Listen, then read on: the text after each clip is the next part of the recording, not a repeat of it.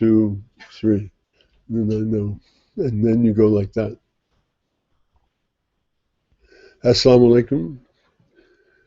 Alhamdulillah, this is the 4th in this series of talks on that we have for education. And these series of talks are a series of talks on strangers. And these are people who most Muslims have maybe heard of, or some may not even have heard of, but they are important people to know about.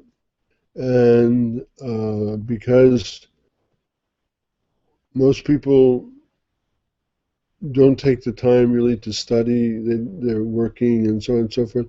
So in the spirit of Abdul Qadir Jilani, Qaddasallahu Sirruhu, who started this thing of once a month having these talks, Gyaru-i-Sharif he called them, but they were tuned to the certain way that he was doing. But the idea is a very good idea, which is that once a month you have these talks and you try and fill in a whole lot of knowledge that's not known generally or in general by the Muslims.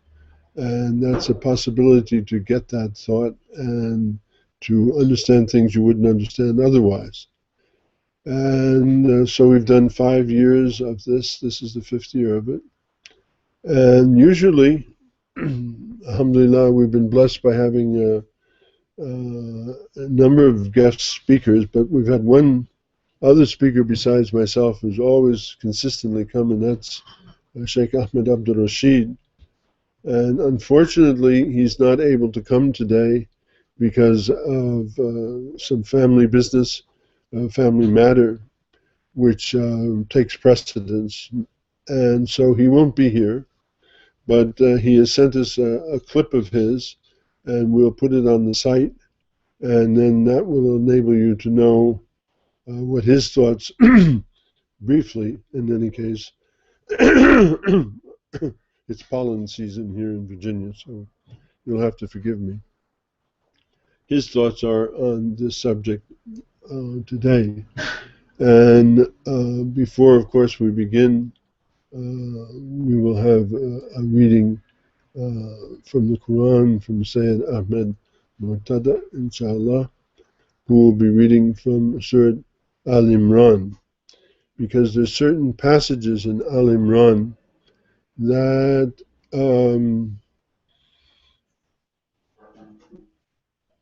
there's not quite concurrence between the different schools in Islam as how they read, especially this thing of tahwil. Allah says, مَا يَعْلَمُ تَحْوِيلَهُ إِلَّا اللَّهُ. And some schools stop there, and then they say, وَرَاسِخُونَ فِي الْعِلْمِ يَقُولُونَ آمَنَا بِهِ كُلٌّ مِّنْ عِندِ رَبِّنَا. So it gives one meaning, that nobody knows the meaning, the tahwil, the inner meaning or the root meaning of these things except Allah. Stop. And then he talks about those who, Al-Abwab, and these people, they also, وَمَا يَعْلَمُ تَأْوِيلَهُ إِلَّا اللَّهُ وَالرَّاسِخُونَ فِي الْعِلْمِ يَقُولُونَ آمَنَا بِهِ كُلٌّ مِّنْ عِندِ رَبِّنَا. These people with knowledge, they say everything is from Allah. Whereas in another reading of the thing, it says, وَمَا يَعْلَمُ تَأْوِيلَهُ إِلَّا اللَّهُ وَالرَّاسِخُونَ. It continues on. So who knows this but Allah and those people who are possessed of wisdom? Whereas in the other reading it says, only Allah knows, and the people of wisdom say, that's true, only Allah knows.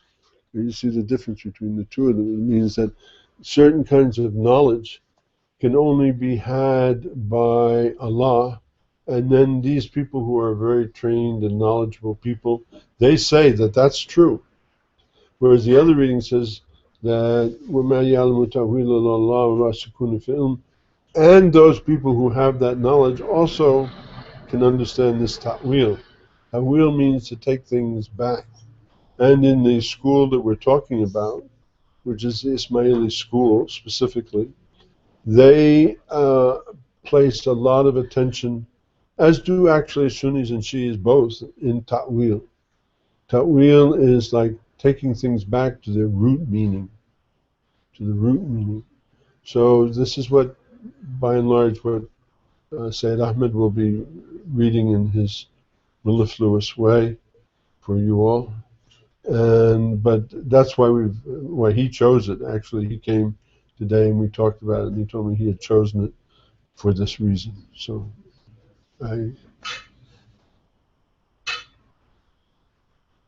السلام عليكم ورحمة الله تبارك وبركاته. أعوذ بالله من الشيطان الرجيم. بسم الله الرحمن الرحيم. الحمد لله رب العالمين الرحمن الرحيم مالك يوم الدين. إياك نعبد وإياك نستعين. اهدنا الصراط المستقيم صراط الذين أنعمت عليهم غير المغضوب عليهم ولا الضالين.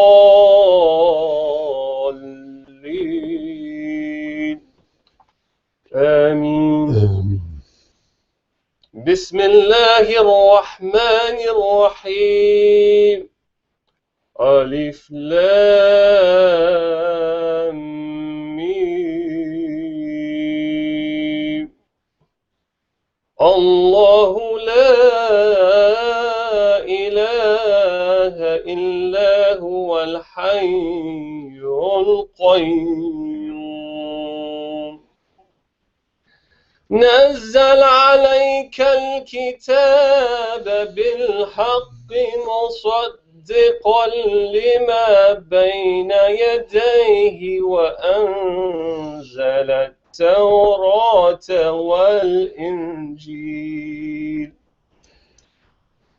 من قبل هدى للناس وأنزل الفرقان. إن الذين كفروا بآيات الله لهم عذاب شديد والله عزيز ذو انتقام. إن الله لا يخفى عليه شيء في الأرض ولا في السماء. هو الذي يصوركم في الأرحام كيف يشاء. لا إله إلا هو العزيز الحكيم.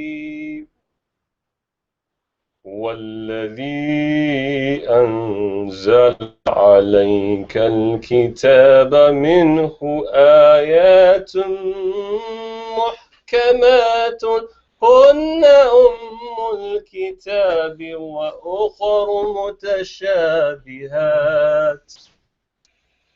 فأما الذين في قلوبهم زيغ فيتبعون ما تشابه منه ابتغاء الفتنة وابتغاء تأويله وما يعلم تأويله إلا الله.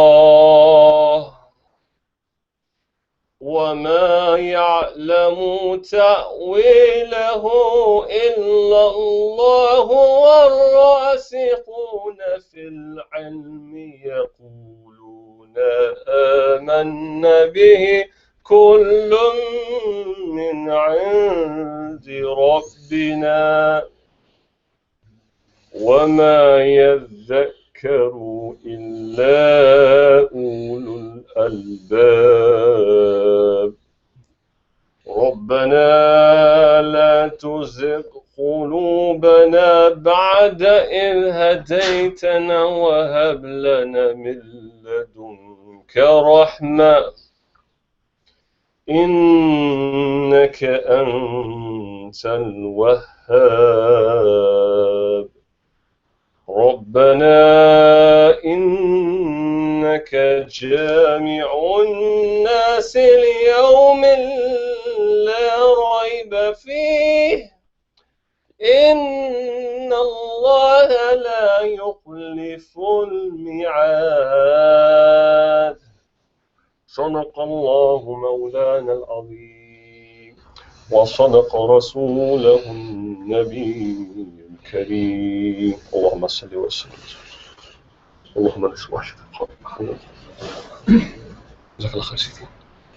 نعم الحمد لله ما شاء الله. Let me have the Musaf. اللهم صل وسلم.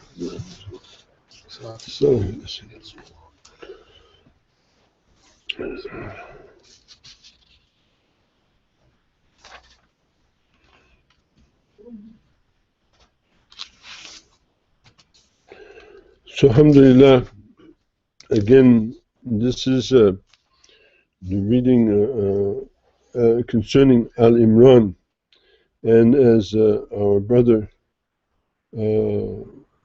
Ahmed Mutaza read it for you, he read it as it's mainly read, especially in Sunni readings, and in the majority of people's readings. In Ayat 7, the words are Yakuluna, it's a part of it. Yakuluna amana bihi kulun min indi rabbina wa ma yadhakuru illa al-ulul albab, which is when he stopped. Which it says, but who knows how to trace back the signs to their root meanings? This is the meaning of, ta'wil. Who knows how to do that except Allah? Stop. Then it says, وَمَا يَذَكَرُوا إِلَّا, it says, يَقُولُونَ آمَنَا بِهِ كُلٌّ مِّنْ عِندِ رَبِّنَا وَمَا يَعْلَمُ تَأْوِيلَهُ إِلَّا اللَّهُ. Stop. وَرَاسِخُونَ فِي الْعِلْمِ يَقُولُونَ آمَنَا بِهِ كُلٌّ مِّنْ عِندِ رَبِّنَا وَمَا يَذَكَرُوا إِلَّا أُولُو الْأَلْبَابِ. Which means to say, so who knows how to trace back the signs to their root meanings except Allah? Stop. And those who are deeply rooted in knowledge, yani ulul albab, they say, we believe in it. All of it is from our Lord, yet no one remembers except those who understand. Now the people who have a more botany understanding of the Quran, and of course every ayat you know has numerous meanings to it, so we're not stretching anything here. They say that how this reads is in a different way. وَمَا يَعْلَمُ تَأْوِيلَهُ إِلَّا اللَّهُ وَرَاسِخُونَ فِي الْعِلْمِ يَقُولُونَ آمَنَا بِهِ كُلٌّ مِّنْ عِندِ رَبِّنَا. Which means to say, and who knows how to trace back the signs to their root meanings except Allah and those who are deeply rooted in knowledge. So this allows that there can be human beings, those who are deeply rooted in knowledge, who also are able to know how to trace back these signs to their root meanings, meaning that they know the ta'wil. And then they say, we believe in it, all of it is from Allah. But it's a very subtle point of understanding. And it is in truth, Bismillah ar-Rahman ar-Rahim, it is in truth a lot about a portion at least of what we're going to speak about today in speaking about Hassan as-Sabah. And when I mentioned that I was going to be speaking about Hassan Sabah, I had a lot of negative remarks from people who did not have a very good view of Hassan as-Sabah. And more than that, or in addition to that, I want to say that the previous talk, when we talked about Nasr al-Khusro, I would urge people to read this, or at least to listen to the talk that I gave on it, because it talks about some of the root understandings of these people. And again, I say, this series of talk is called Strangers, because these people are not known to the majority of Muslims, especially in the present time when so much money has been spent by a certain power in the world to make sure that, the people, they don't know about things like this. They know that, when you go into the masjid, you step in with your right foot. Don't forget that. And when you go out, you step out with your left foot. And when you sneeze, you say, Alhamdulillah. The other person says, Yarhamakallah. And the other person says, Yahadikumullah yuslihu balakum. This is the kind of knowledge, because especially here in America, North America, the khutbah is reduced to 20, as somebody who's been giving khutbahs for 10 years or more, I'm confronted by the various committees that run masajid. They always tell me, Sheikh, keep it short, 25 minutes, because everybody has to get back to work. And so people come, and for many people who come, this is the only time that they hear about Islam in the whole week. They don't hear about it the rest of the week. So they're depending upon you, upon me in this case, or all of the other people who give khutbahs every week, and there are thousands of them, to give them like their weekly dosage in 25 minutes. Well, there's very little you can say in 25 minutes of any depth. You can't go into depth. You can't go into explaining. That's why we have these Sundays, in other words. It's like to go into depth, to go into understanding of things that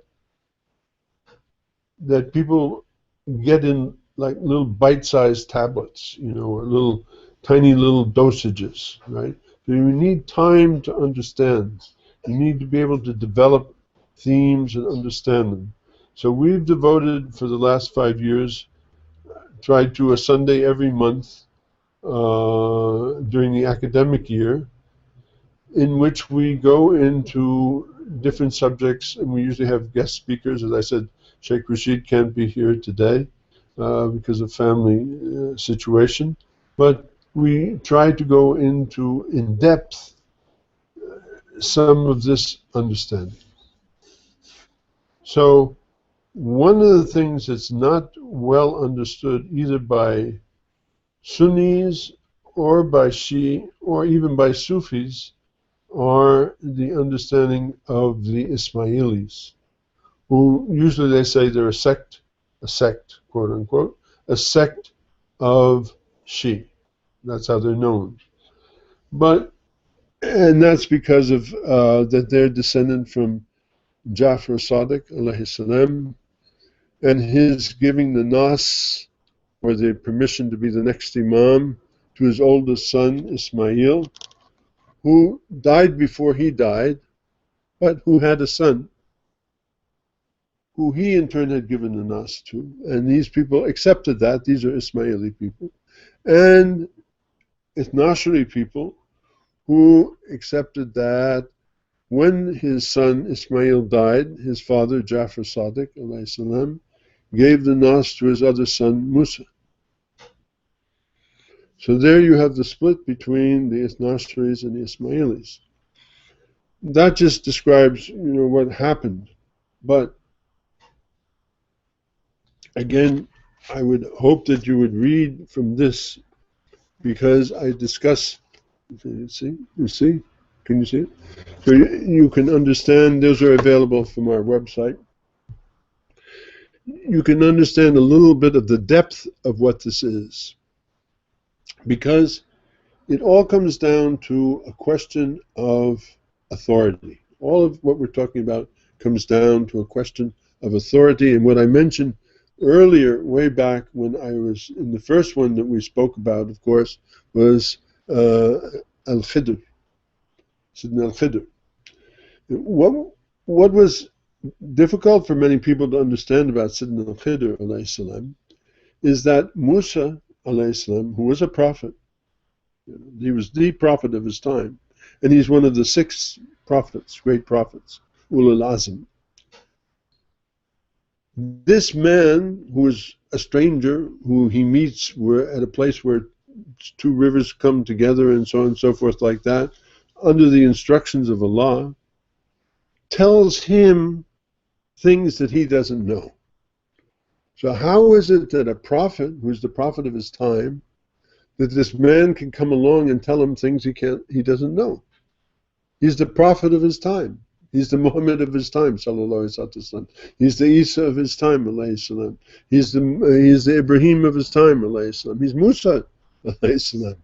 And yet there's this man who we don't really know very much about. He only appears in one part in Quran, but he has a very long life, the Sayyidina al-Khidr, the green one, tells him what's right and what's wrong, contradicts the prophet of his time. Now the prophet of his time is the one who has the authority. It's like, if I have a question and the Prophet ﷺ is still alive, who can I go to ask an answer? Who can I get an answer from? The Prophet ﷺ. And it doesn't matter what any one of the Sahabis think, radiyallahu ta'ala anhum. It doesn't matter who says what. It doesn't matter what they say, what they think, nothing about it. His answer is the definitive, final answer. That's authority. That's spiritual authority. There's no other answer.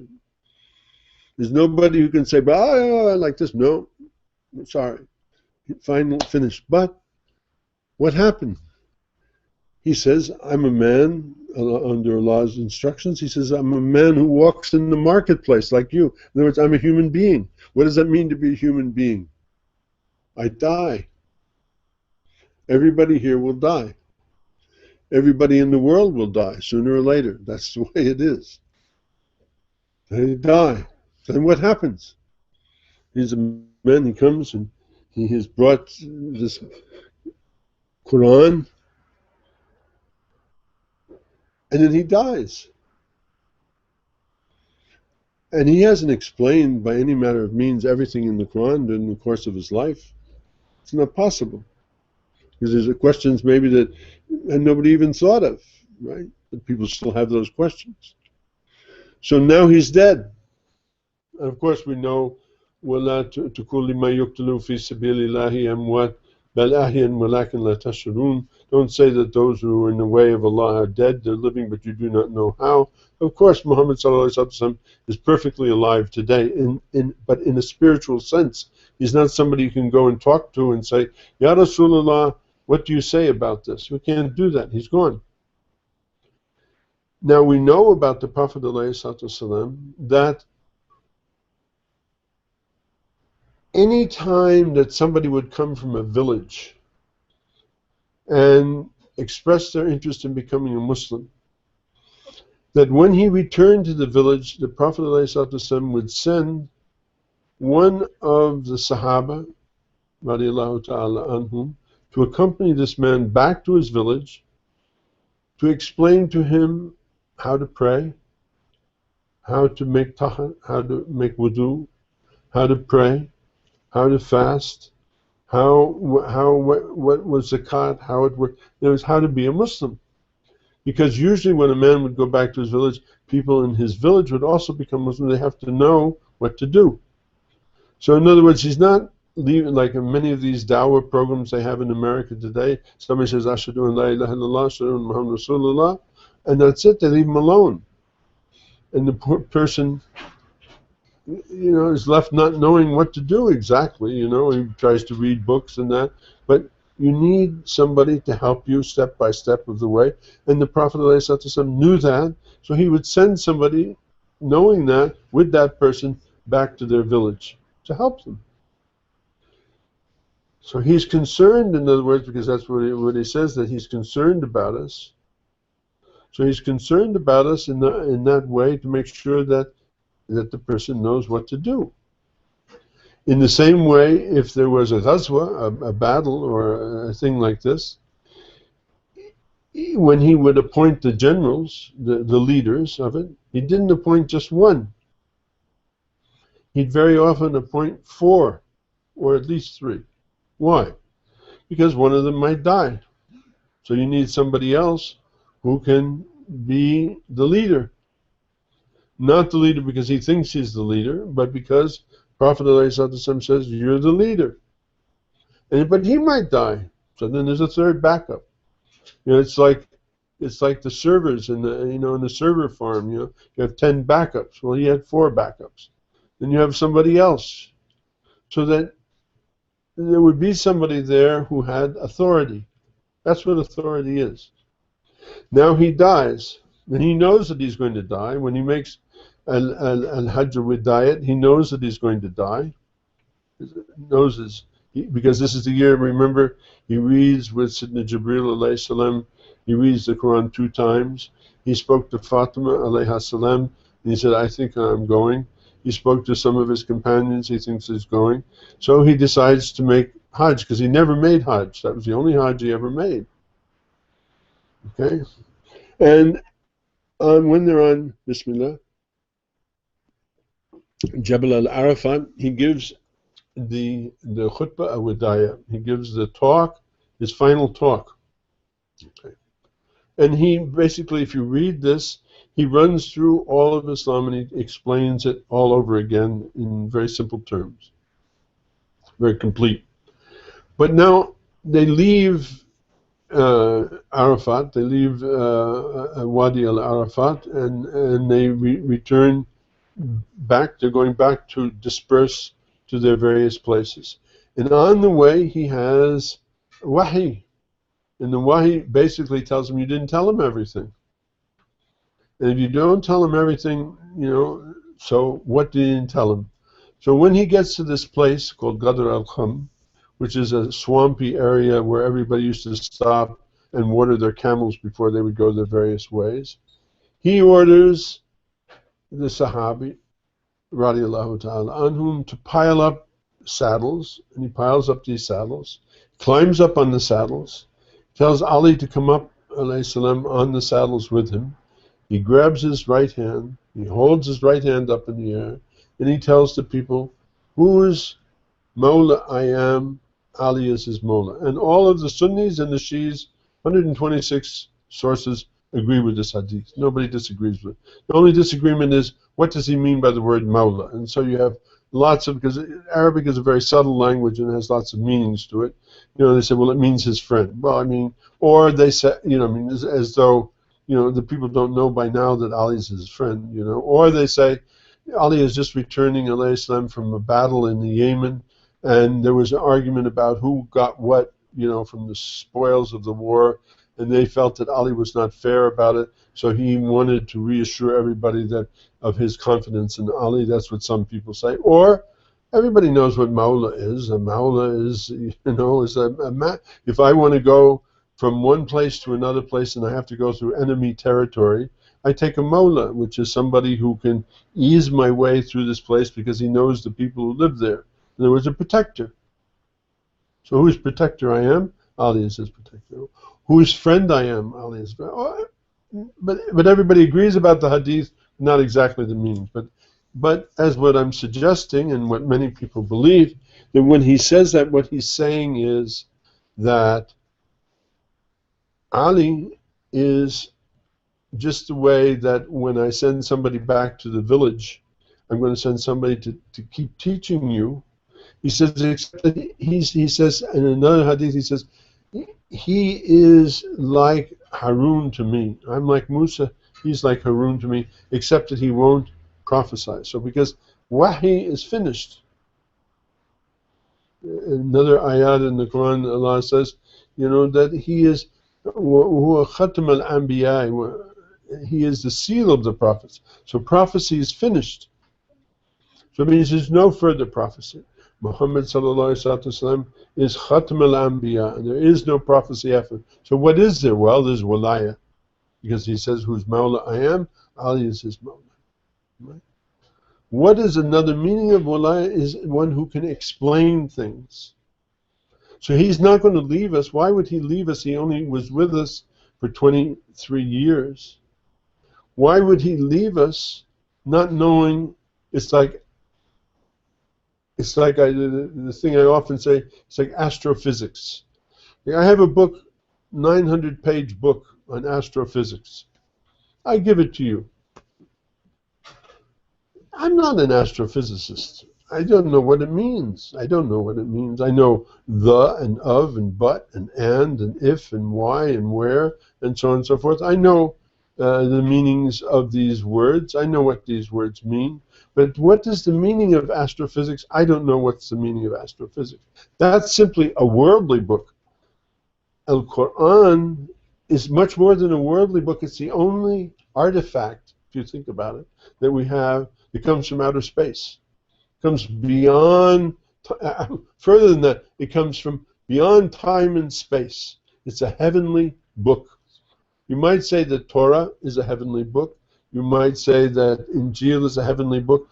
And they were in their beginnings, but they're befuddled in their present reality, as we know from their own scholars. So how do we understand it? We can only understand it by somebody who can explain it to us. So that's when he says, whose Mawla I am. Ali is his Mawla. Why? So that you can understand. I'm going to leave this man here who's been with me since he was 12 years old and said he'll back me up. He's got my back from the age of 12 years old. He said that when nobody in his family would do that. And everybody laughed at him for saying that.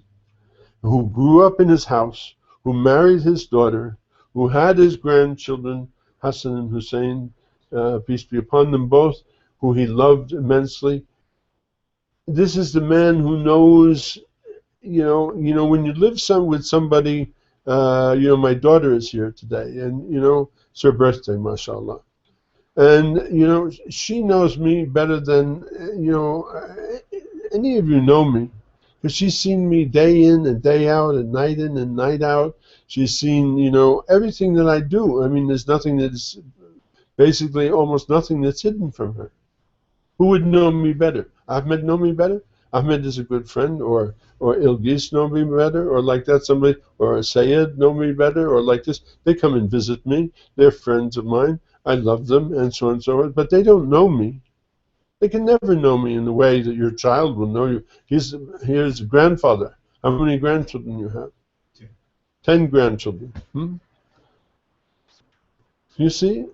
So, these children, they've lived with him, they know him, don't they? They know about you. Somewhat. But they know a lot about you. So this is the same understanding, you see? Is that these people know, so this man knows him. And he said every time he gets the wahi and so on and so forth like that, he says to Ali alayhi salam, this is this and this is that and that's that and this is that. And he has more, complete knowledge of it. But then when you go to the Sahih Hadith, you find 186 Hadith from Sayyidina Ali alayhi salam, and you find over 5,000 Hadith from Abu Huraira, who only spent 3 years with him. So then you have to understand, the limitations of Hadith. Okay. Bismillah. So what I mean to say is that these Imams, or the people who followed from that, these had not wahi. They did not have the gift of wahi, because the wahi is finished. There's no more revelation. We have, this is it. This is the book. And not only that, before that we had the Injil, and we had the Zabur, and we had the Torah, and we had all of this. And all that, that's enough. That's finished. We had Ulul Azm. They all brought their books, even Seth, who brought the teachings of Sidna Adam alayhi salam to the people of India. We talked about that in our talks and so on and so forth. Also very little known, but he did. All of that, that's finished. Now we need to understand what is the meaning of these things. Who is going to explain the meaning of these things? But guess what? Ali dies too, alayhi salam. He's murdered during Ramadan, 19th of Ramadan, on the way to Fajr prayers. They kill him. He survives for 3 days before he dies. And in the course of that time, he tells his oldest son, Hassan, alayhi salam, now you will take over from me. This is called nas. Nas. He gives him the nas. Means I give you, now the responsibility is yours. You explain to the people, because I'm going to die.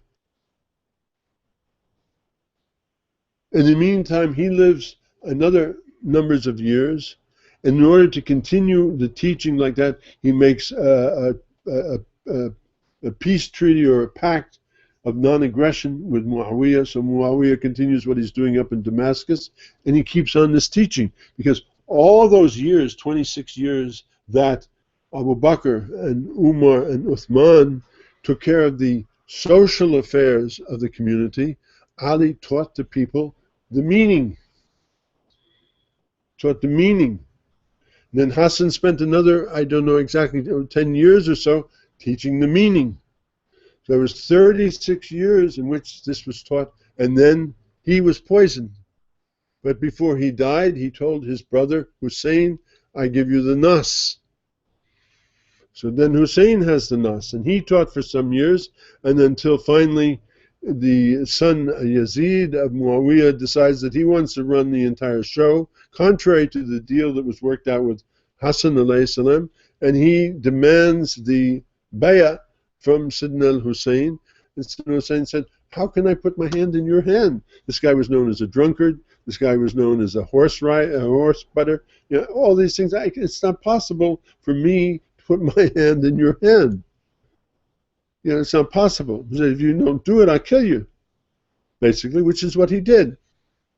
But there was one of his sons, you know, who we call him Zayn al-Abdin, the beauty of worshippers, you know, who was sick at the time and couldn't take part in the battle. He was the only one male of Ahlul Bayt who survived the terrible events of Karbala.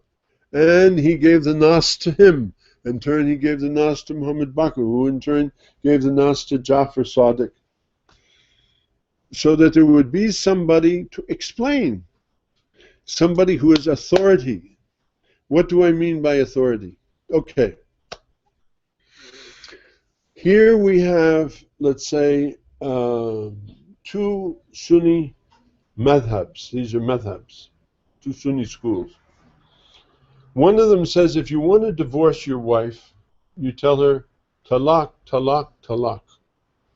Finished. Divorce is finished. That's it. And he can say that, it doesn't say anything about the circumstances or anything. He said all he has to do is say these words 3 times. And divorce takes place. And that woman, he cannot marry that woman back again, even though if he maybe was angry or something like that. It's finished. And she has to remarry before he can marry again. And this is well known. In another school it says, no. The Prophet ﷺ and Allah says, more important, Allah says, of all the things that exist that are permissible for human beings, divorce is the thing he hates the most because of its effect on children. It's a terrible effect on children, divorce. So he doesn't like divorce. So he says, if you want to divorce, here's how you divorce. You say once when the woman is not in her period and the man is not angry. If the man is angry, it doesn't count. If the woman is in her period, it doesn't count because women are more emotional in their period. And if a man is angry, he says things that he doesn't mean. We all know that. As men, we know that sometimes we get so angry with something, we say things and then we say, oh, you don't mean that, but you've said that. So in order to preclude that, it says, okay, you can't be angry, and the woman can't have her period at that time. Now let's say you still say it, you have a month, 1 month, in which you have to appoint 2 people to make sulh. Sulh means peace. To make sulh between the man and the woman. Okay? Then at the end of the month, the man has an opportunity, and he's presented with that opportunity to say once again, do you really mean that? And maybe he says yes. Okay. He really is finished with her. He has 1 month again. And all during that month he has to work with the 2 wakils have to work with the 2 married people to make peace between them. Because they say Allah doesn't like this. idea of divorce. Now the third month comes. Again, the same thing happens. He has another month. That's 3 months. That's very different than 1 minute to say, I divorce you. Or to say, no, we're going to take this step by step over 3 months, and we'll see, you know, are you really want to do this? Maybe you really want to do this. Okay, it's possible, it's permissible, but thought has to go into it, right? And there's a difference between saying something on the spur of the moment and thought. Now, which one is right? If you have no authority, there's nobody to go to. So if I go to this guy, he says it's right. If I go to that guy, he says it's right. This alim, he says that's right. I go to this alim, he says that's right. They're both from the ulama. They both say their way is right. I have no answer. Now suppose the woman is from one school and the man from the other school. You know, they're really in a problem, and there's nobody who can solve the problem. That's why you need the imam, because the imam has the nas, and he has the nas from Rasulullah ﷺ through a line of transmission, who can say, this is what is right, period. No question. This is what is right. Very reassuring. My son wants to buy a house. You can't buy a house on riba. Because Allah says you can, but you can't. Because Allah says, whoever takes riba, whoever gives riba, whoever accounts for riba, I and my Prophet will make war on them. Do you want Allah and His Prophet to make war on you? I don't. So I'm stupid. I rent my house. I've paid more for my house than my house is worth. But I don't want Allah and His Prophet to make war on me. I really don't. Before that, earlier in my life, I was able to buy a house through an Islamic bank that I felt was true in this thing called Daraba. And I made this thing with them where they own part, I own part, blah, blah, blah. Took many years, and I finally owned the house. That's possible. There are ways. But nowadays, you don't know these guys. They're just fancy ways of doing interest by manipulating the situation. Okay? So I'd rather not. I mean, I don't know. Are they manipulating? They're not manipulating. So I don't want to get involved in this thing. So I just say I'll rent it, because then it's nothing on me.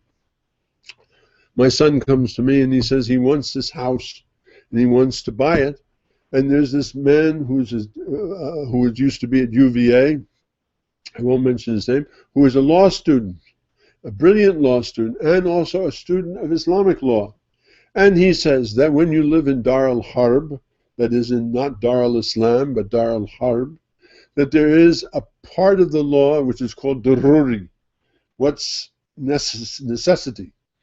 And it's a necessity, like in this country in which we're living, you cannot live basically without a car, unless you live in the city. You can't live without a car. Even if you don't have a car, you have to rent a car sometimes, and you have to have a car. Cars cost money.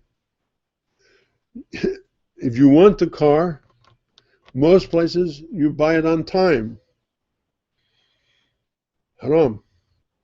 Haram. You can't buy a car on time.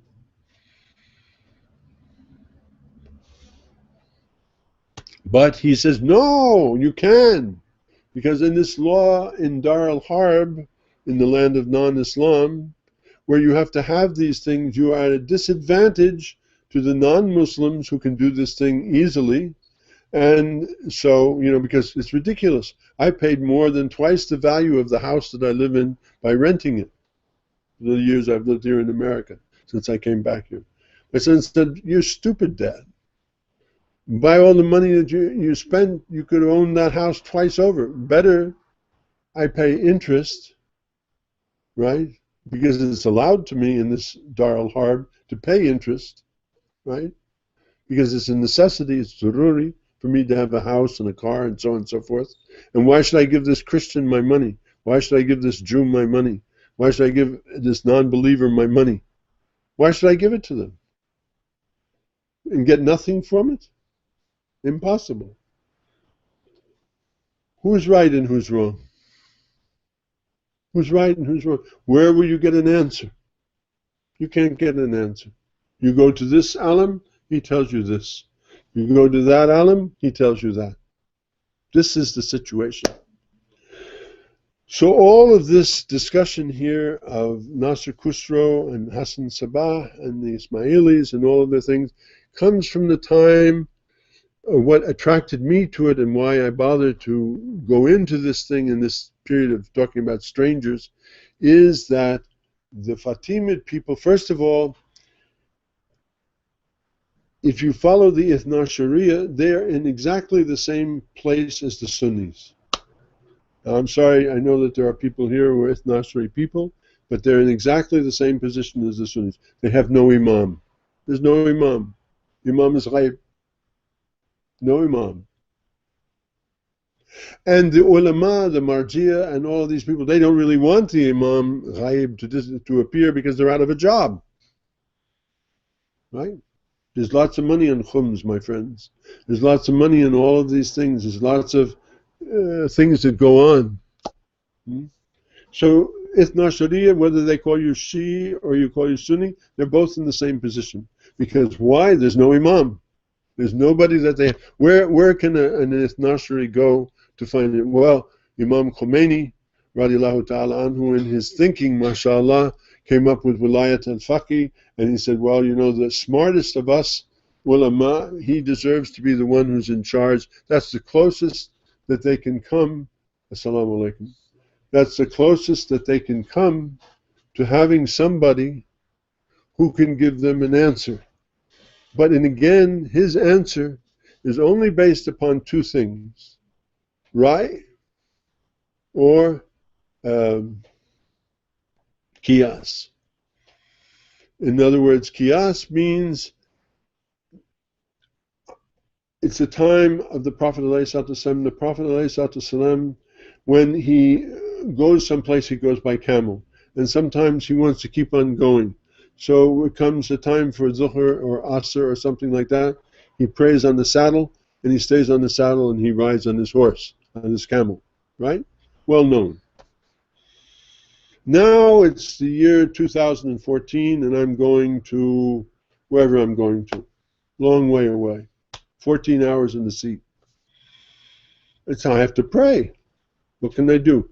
Well, since the Prophet ﷺ prayed on his camel, by qiyas, by analogical reasoning, I can pray in the plane, on the seat, because he did the same thing. And an airplane is no different than a camel, because it's a means to take you from one place to another.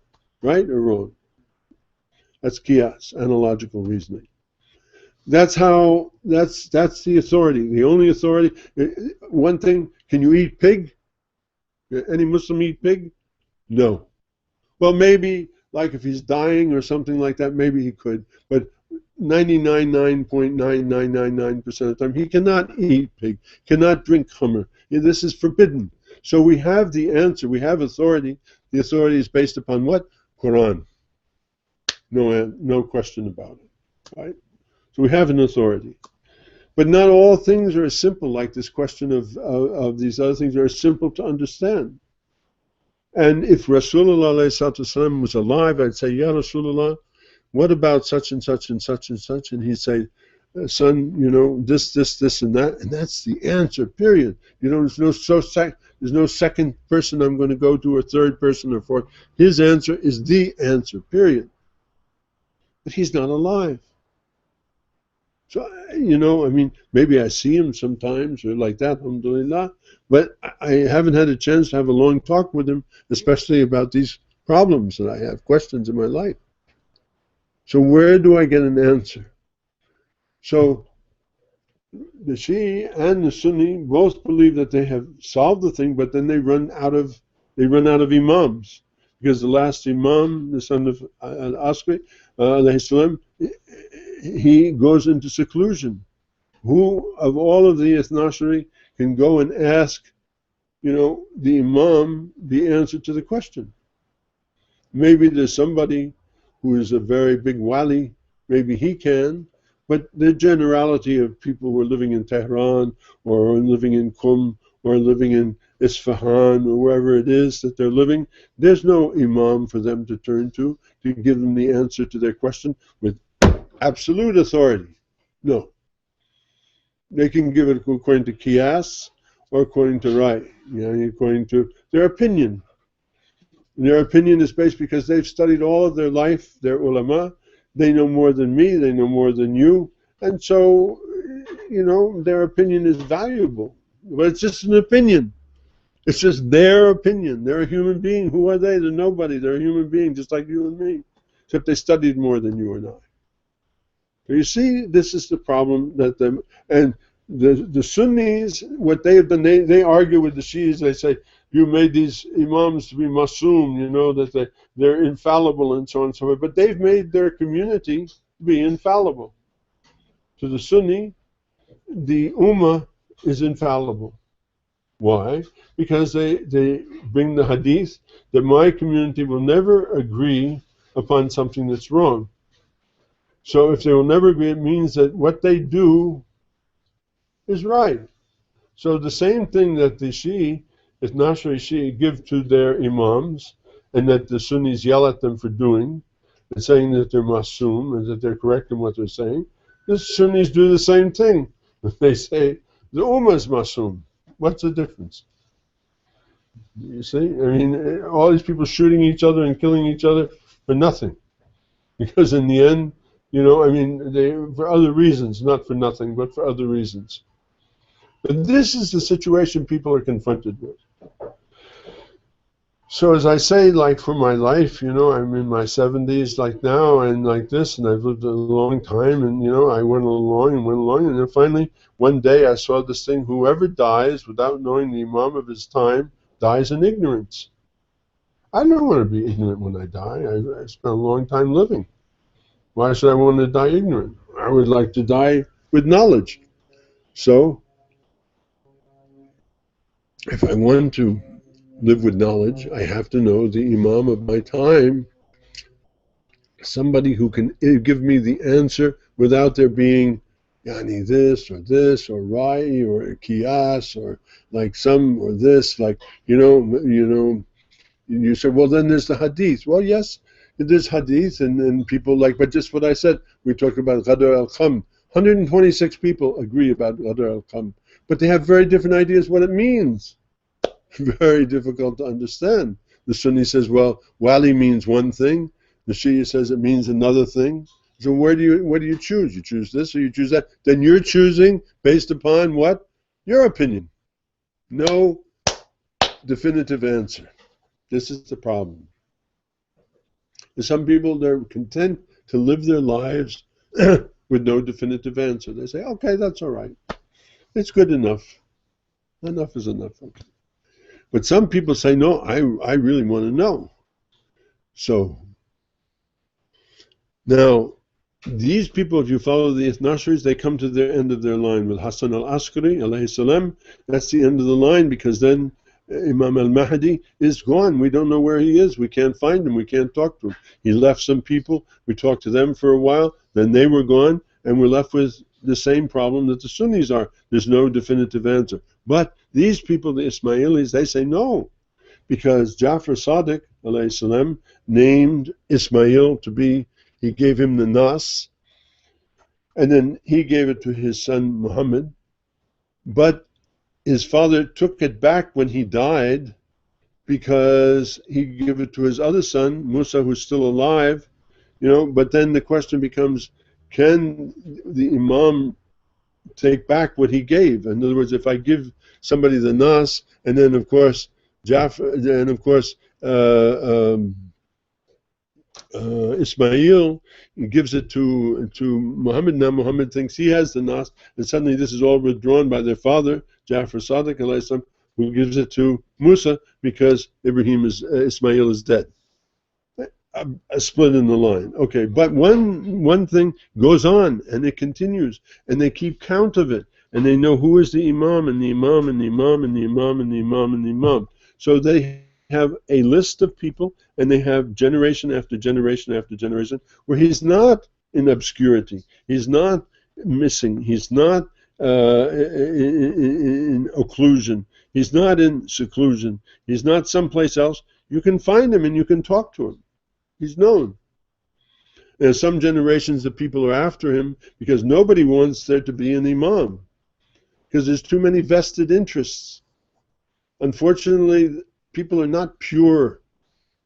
They're not pure. And, you know, it's like I said, you know, without, I mean, it's a hard thing to say, but there are people who don't want the imam to come. They don't want him to appear because they have a business of being an alim. They have a business of being an alim.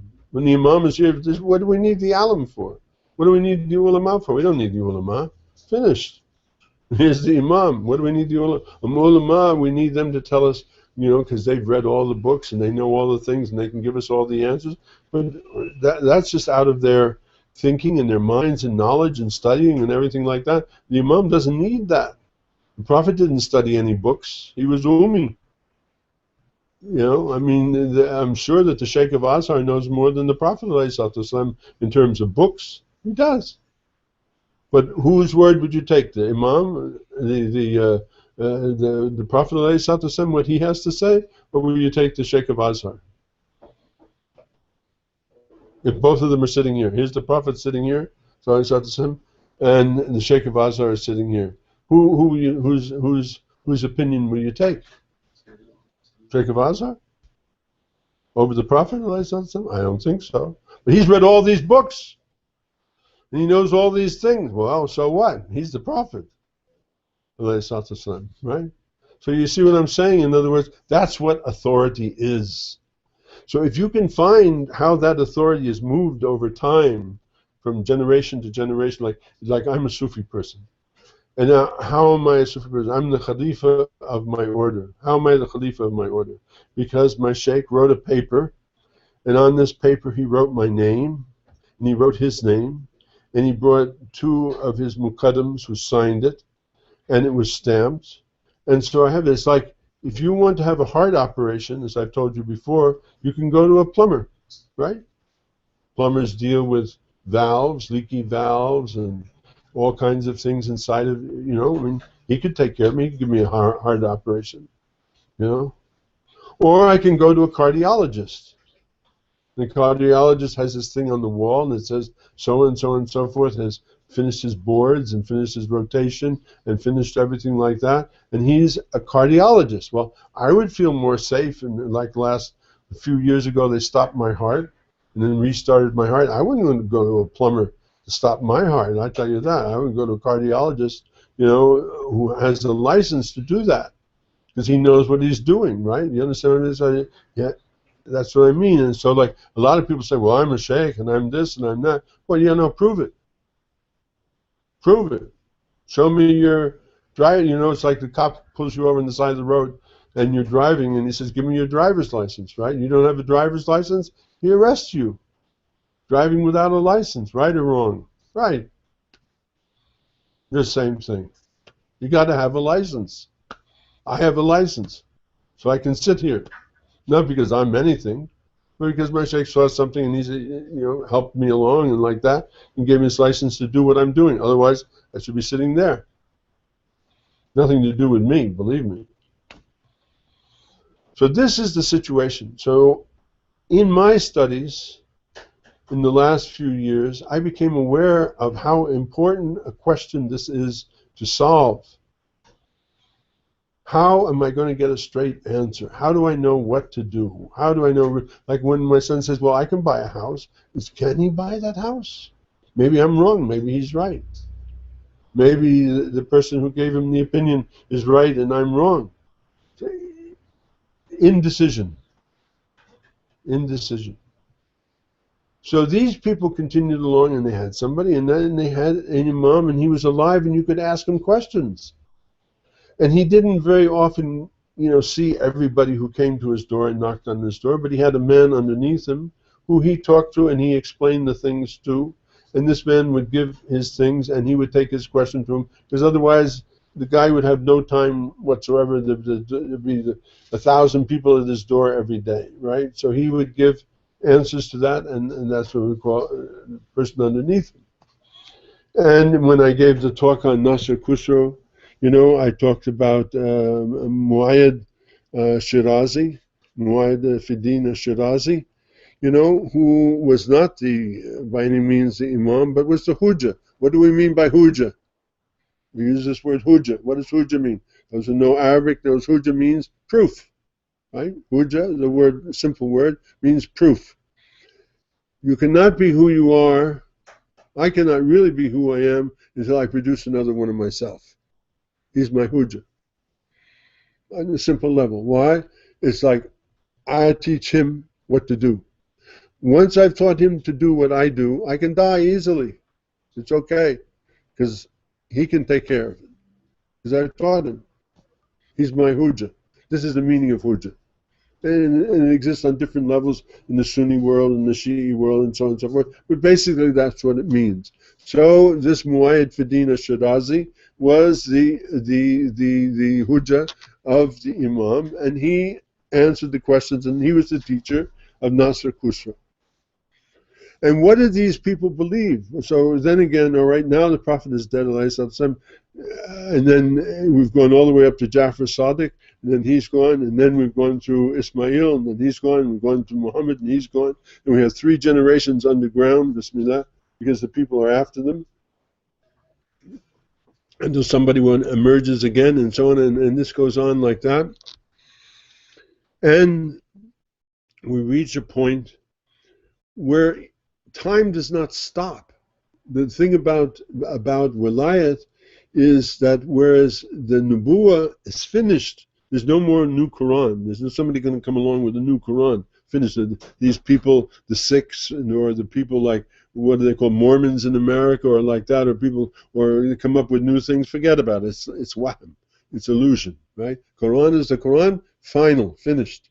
But wahi, you know, why he gave wahi? Because life goes on, and we have to have new things. Like you say, you can marry, any of you Muslim men, you can marry a Christian or Jew or a whatever they call them, the other thing, I forget what it's called, Sabian. You can marry that, okay?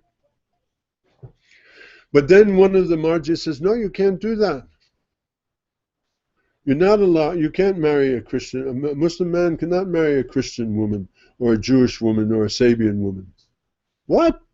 You've changed the Quran. Allah says I can do it and you say I can. I said, well, if you want to, you can do it, but I tell you, you can't do it. But how do you say that? Well, this way, because in that time, a long time ago, when a man got married, Muslim man got married, let's say he married a Christian woman.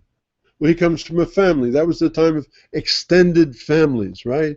Uncles and cousins and aunties and brothers and sisters all lived together, right? Yes? Yes. So if I have a child, and even though my wife is a Christian, she comes to live in my extended family, the child grows up with his cousins and his brothers and sisters and this and that and the other thing. He learns Islam. So the chances are he'll become a good Muslim boy or a good Muslim girl, right? But nowadays we have this thing called what? A nuclear family. Sounds kind of scary, atomic or something like that. But what it is a man and a wife and his kids, and they live alone, right? You're the man. You go out and you work every day. You go out and you work every day. You come home, you're tired at night. You come home and you're tired at night. You don't have a lot of time to talk to your kids about this, that, and the other thing. But who has the time? Your wife. And who did the Prophet ﷺ say was the teacher? Your mother, your mother, your mother. So the mother is the teacher, right? The mother is the teacher. So she's not going to, and she's a Christian. So the chances are your child will grow up a Christian because it doesn't have that thing. So I say to you, don't marry Christians, don't marry Jews, don't marry Sabians, don't do that, because if you're concerned about your child will probably grow up to be a Christian or a Jew or a Sabian instead of a Muslim, because you don't live with that extended family anymore. You live with your wife, and your wife is the primary teacher, and so the child will grow up according to what the mother thinks. So life goes on. And that's what Walayat was about, how to explain the differences in time. It doesn't stay the same. Things happen, things change. Things change, they're not the same. And so you have to have these people who, the imams, or people of that caliber, who can give you an answer as to what happens now. What do we do now? Like they say, scientists, because of this thing called climate change, that by the year 75 years from now, 6 billion people in this world are going to die. 6 billion people. We have now about 7 billion people. And at the rate we're reproducing, we're going to have 8 billion people by that time. That means 6 out of 8 people in this world are going to die. Smart ones, stupid ones, white ones, black ones, red ones, brown ones, Christians, Jews, Hindus, whatever you are, 6 out of 8 people, 3/4 of the people are going to die because of what's going to happen in the world. Desertification, or the smog, all these things, this is what's going to happen. Things are going to change. You guys and me, I'm 75 years old. I'm not going to see it. But you, like, it'll get, how old are you? 28. In his lifetime, he's going to see things that we can't even imagine. He's going back home to Kyrgyzstan in a week. How is he going to get there? By camel? He's going to swim across the ocean? No, he's going to go up to the airport in D.C. and he's going to get on a plane and he's going to fly to Moscow or someplace, and from Moscow to Kyrgyzstan or whatever, however he's going to go. I don't know how he's going to go, right? He's going to take a plane and go there. Well, you know that planes, what makes the plane go? Hello? What makes the plane go? The jet engines, fueled by kerosene. Fuel, right? Well, we don't think anything. I didn't fly in an airplane till I was 24 years old. Your kids, how'd they go out there to Texas and to California? How'd they go? They took a plane, right? They didn't think anything of it. Yeah, get a plane. Go up to Washington, jump on the plane, take the plane, go there. Well, that's, if fuel cost $1 a gallon, like when I was a kid, you know how much it cost to fill the car? I used to go to Whiting Brothers for 19 cents a gallon. I paid 19 cents a gallon for gas. Yesterday, how much I paid? $3.39, $3.43, something like that. So now gas is going to cost $10, $20 a gallon. So you think you're going to jump on an airplane and go someplace like that? That's going to be reserved for that 1%, the oligarchs, the rich people, not for us. We'll go back to taking the Greyhound, or whatever it is that we take. That's what it's going to be. So who is going to keep up with that? Who's going to tell us what's right and what's wrong? What to do as Muslims? How do we deal with this? Now all of a sudden when we say 6 out of 8 people are going to die, there's a lot of dead Muslims, right? We're 6.7 billion people in the world. Well, if 6 of us out of 8 of us are going to die, that gets us down to less than 1 billion people. So suddenly there's no Muslims, there's very few Muslims, very few Christians or Jews or anything, especially Jews. They're just a tiny little thing, but the Christians are almost as much as we are. Gone, people dead. Everything changed. This is what they call dystopia. The world, you're going to live in that world. You're too old. Sayed back there, he's going to live in that world. That's the world he's going to live in. He's going to grow up in that world. And he's an engineer, right? Boy, this is what's happening. So it becomes very important to understand what to do. How do we do it right? Now let's say we're sincere, we pray, we fast. Okay, that's good, all of that, but how do we deal with these problems? Who's going to help us understand these problems? So we need somebody who we can go to who can help us to understand. So these people are saying, yes, this Imam is still alive and he can understand. And so what happens as things grow to the time of Nasser Khusro, as I reported to you in the thing, What do these people say, these Fatimi people say? This is the most enlightened regime that the Muslims ever had, I believe. Not the Sunnis, the Shias, this Fatimid, Ismaili Fatimid thing is the most enlightened regime that Muslims ever had. What do they say? They say, we don't care if you're a Sunni or a Shi'i or a Salafi or a Sunni. We don't care. We don't care if you're a Hanafi or a Hanbali or a Maliki or a Jafri or a whatever. We don't care. We don't care about any of that stuff. We don't care if you're a Jew. We don't care if you're a Christian. We don't care if you're a Buddhist. We don't care if you're a Hindu. We don't care.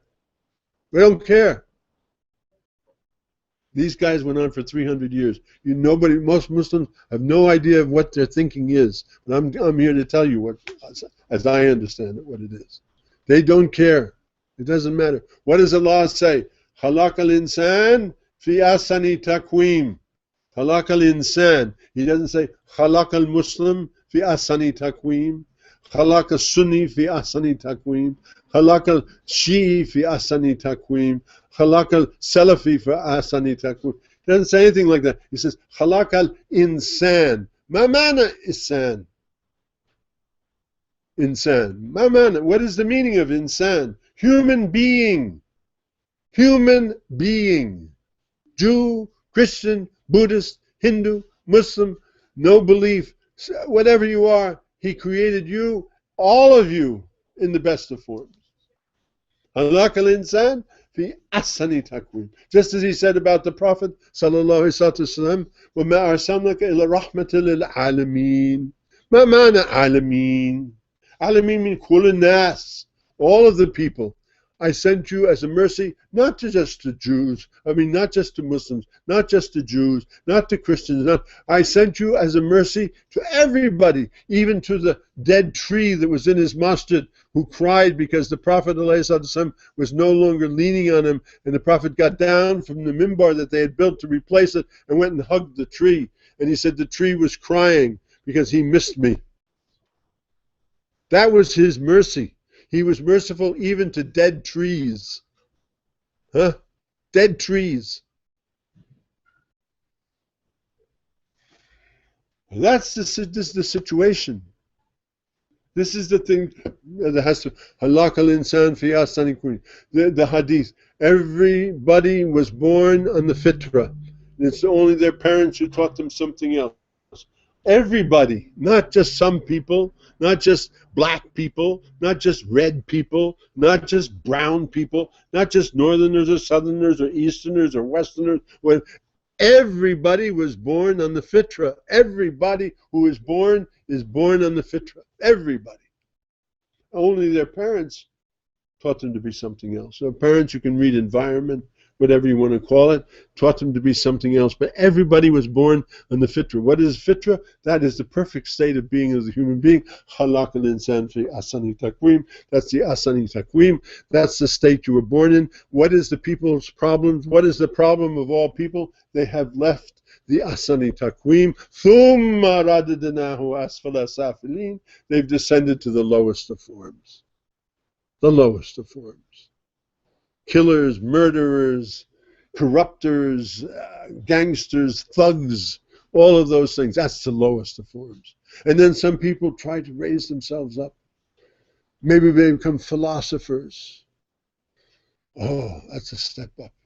Maybe they become this and this. Maybe they become Sufis.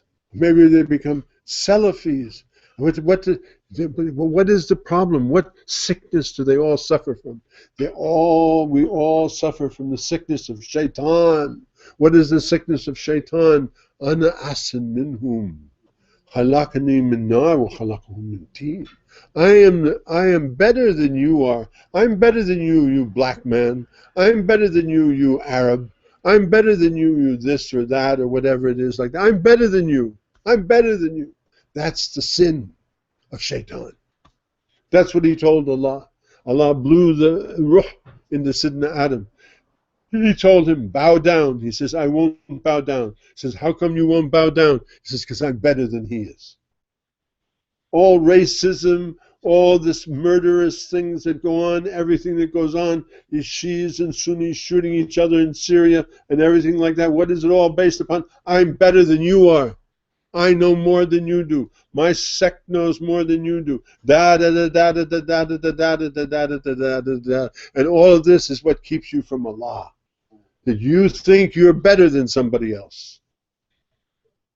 So you have to get rid of that. You have to clean it. How he says you clean that? He says, nothing contains me but the heart of Allah. I mean, nothing contains me but the heart of the mu'min, Allah says in Hadith Qudsi. So, but what happens? The heart is dirty, it's filthy, it's filled with these shaitanic things, it's filled with garbage. Where's there room for Allah with the garbage? No room. So how can I clean it? So he says in Hadith Qudsi also, you clean the heart by meditation or muraqabah, whatever you want to call it, dhikr of Allah and qira of Quran. This is the way to clean your heart. To clean your hearts. But who's going to help you to do that? That's the question. People are lazy. People say, well, I'll just make tayammum and pray in bed. Come on, give me a break. You know? I'll just do my weird, subhanallah, subhanallah, subhanallah, subhanallah, subhanallah. I mean, all the ways that people fool themselves, the millions of ways that people fool themselves. So you need somebody who, like my sheikh used to say, you've got to keep coming to me because you need your battery charged, son. Because you get weak, oh, I just sleep another 10 minutes, Oh, like that. Oh, I got 5 minutes to pray. My fajr. And like just Allah.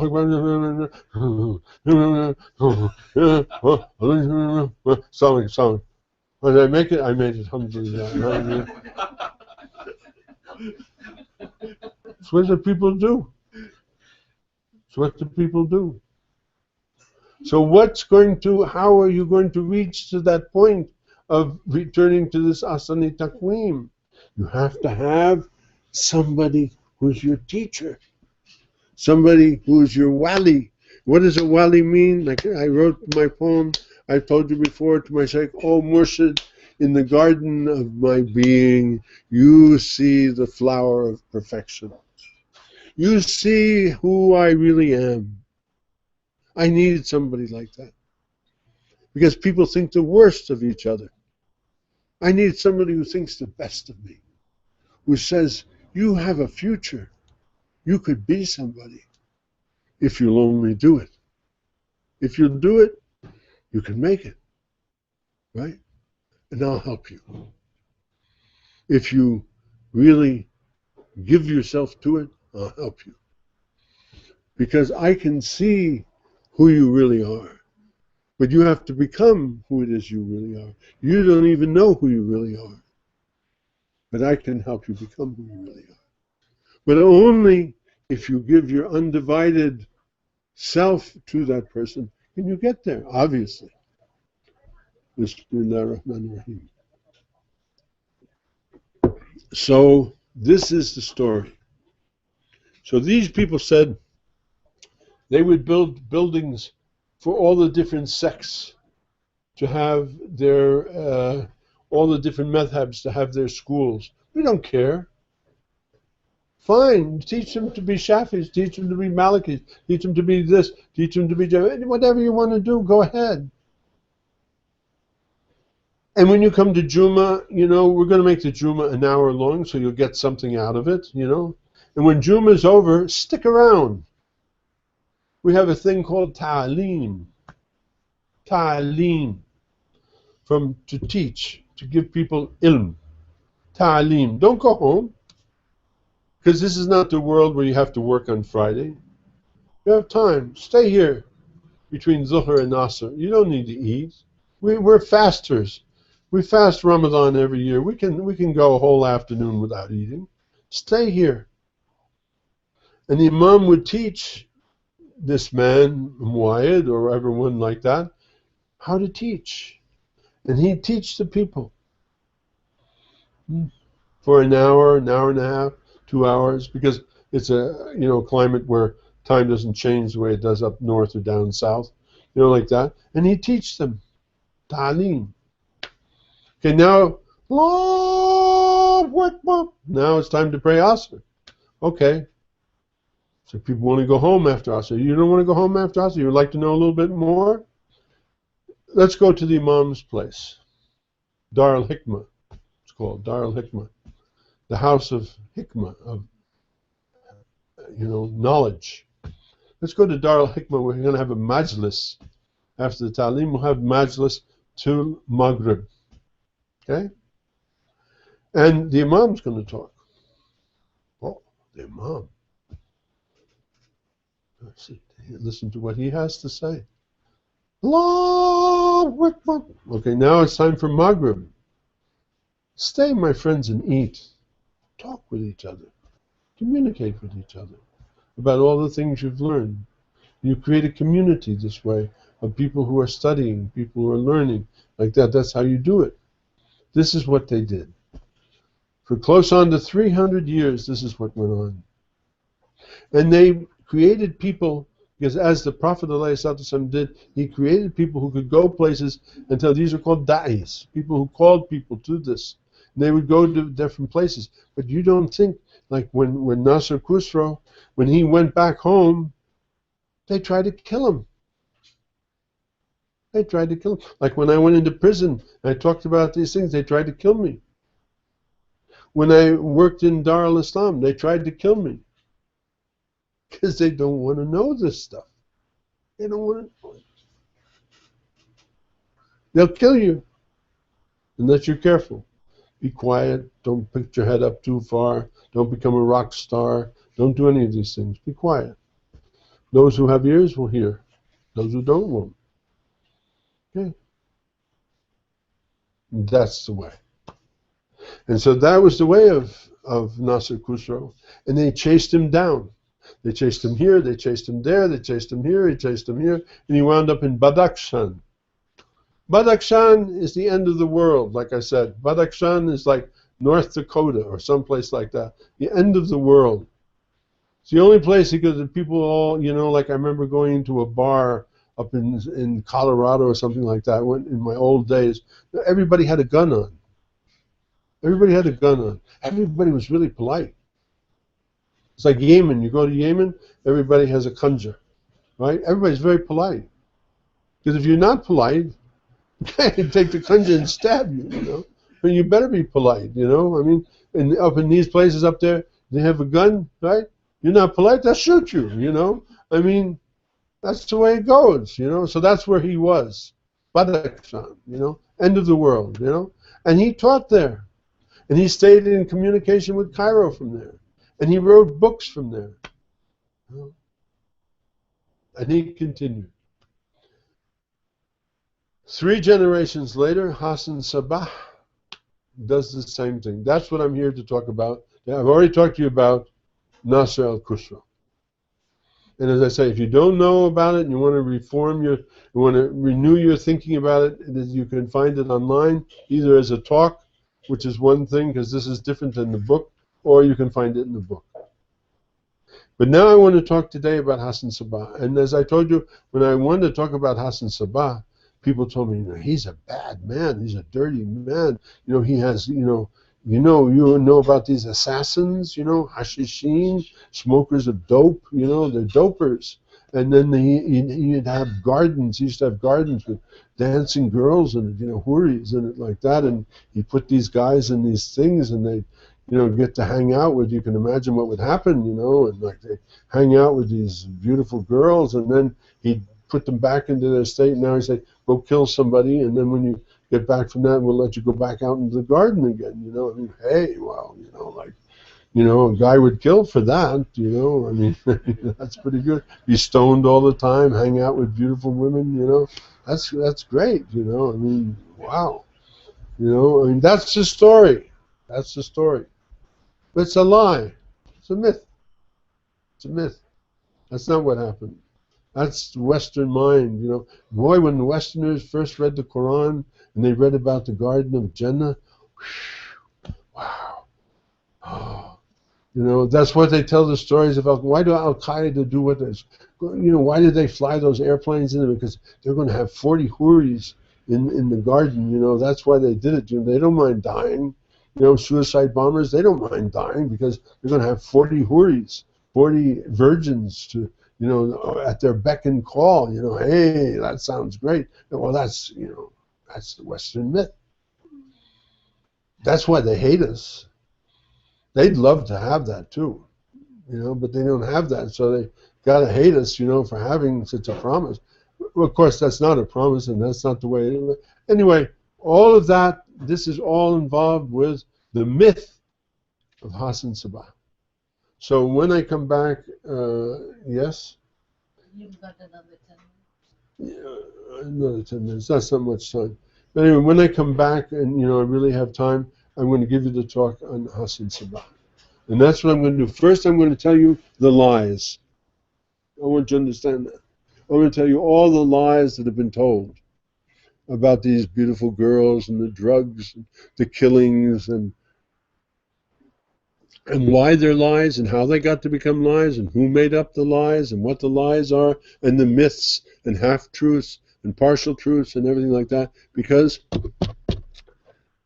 the authorities, like, let me ask you, I was invited to go to speak in England at a time when a man, a very honorable man, mashallah, was making an affiliation with Azhar for his school where they're going to teach new khatibs and alims to speak in English. No more Urdu, they live in England. So he's going to teach them in English how to speak, but he has to put them into Azhar for a while to give them the stamp of approval. So they came, and we would talk every year. They asked me to give me a talk. So in the course of this was the time when they were on to, what's his name, Mubarak. And I asked them, honorable sirs, how? I've seen you. I've lived in your country of Egypt. How can you sit, and I've seen you sitting there on television, on Eid al-Adha, and Eid al-Fitr, proving to the people that you're a Muslim because you're in the masjid and so on and so forth. Here's the Sheikh of Azhar on one side, and here's the Mufti of Egypt on the other side. And they don't say anything. They shut their mouths, and this guy who's sitting here is a liar and a thief and a murderer, and he's corrupt. And he's ruining the country, and they don't say anything. And they don't say anything in Syria. I'll show you pictures in Syria I have in other talks of the ulama sitting on either side of Assad. And I'll show you things from Iran, the Islamic Republic of Islam. And I'll show you pictures from Saudi Arabia. And I'll show you pictures from Nigeria. I'll show you pictures from everywhere in the Muslim world where the ulama sit with these corrupt despots and say nothing, not a word, because their job depends upon it. Because the ones who have real guts, the leaders who have real guts, shoot them. Saddam Takriti, I won't call him Al-Hussein because Al-Hussein alayhi salam is an honorable name. His real name was Saddam Takriti. He used to conduct meetings. And he had on either side of his seat where he was sitting a Glock pistol. They're very powerful pistols. He didn't like what you were saying, he'd shoot you. He'd shoot you. You can see on TV, he would take this one out, take that one out, take that one out, take that one out, kill him. Gaddafi did the same thing in Libya. There was an alim who was in Libya, and he tried to tell, what's his name? Muammar Gaddafi. He tried to tell him, no, it's not Eid on Sunday. It's not Eid until Tuesday. He said, look, I got a country to run. I can't wait till Tuesday for the Eid. You know, I mean, this is a socialist republic, you know, Jamhuriya, you know, Ishtrakiya, whatever you want to call it. You know, I've got to run this republic. I can't wait until Tuesday for the Eid. I want the people back to work on Monday. He said, yeah, well, look, you're a colonel and I'm an alim, you know, and you know about being a colonel and I know about being an alim, and I tell you, it's not going to be Eid until Tuesday, maybe Wednesday. He says, no, no, no. I say it's on Sunday. He said, well, you know, you're wrong. He shot him, killed him. And they had Eid on Sunday.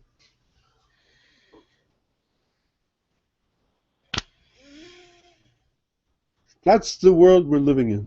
And if you think that it's otherwise than that, you fooled yourself. You fooled yourselves. So the question is, what are you going to do? So these people are telling us, they're saying, you know, look, it doesn't matter what you are. Like I said, it doesn't matter what you are. It matters that you attain back to your original state of being. However and whatever it takes, you have to return to your asani takwim, because there's no other place to be than in that pure state of being. There's no other place.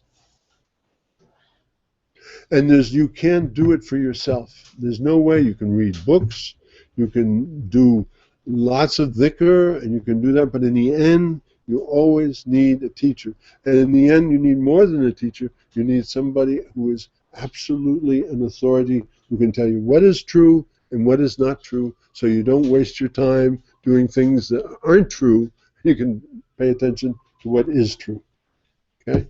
So inshallah, after a break and so on and so forth, we'll come back. I hope this is, you know, that you people who are listening, you know that this you get, this is a very important lesson, and from a very maligned source, and will always be maligned. They will always tell you this is a bad man. They'll tell you I'm a bad man also. By the way, I never got invited back to that place again. They asked me, can you give me a copy? The guy from Oslo said, can you give me a copy of your talk? I said, sure, here. I never heard from them again.